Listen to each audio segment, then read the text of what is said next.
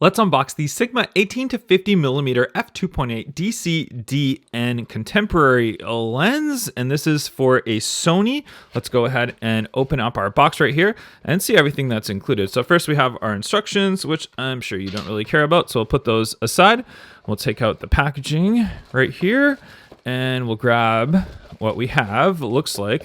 So we got everything out of there. We'll make sure nothing else is in there. Nope.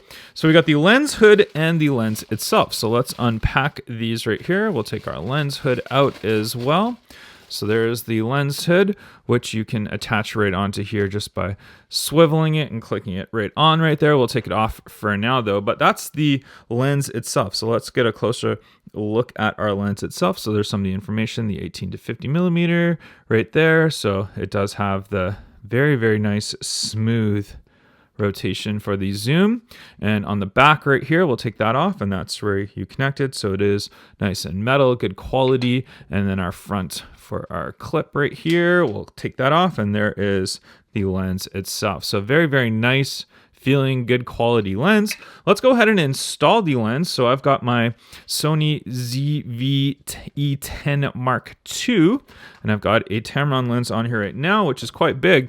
And this lens is very small and very light. So we'll go ahead and install that. Clicks in very, very nicely, and check that out. Look at how much smaller that lens is.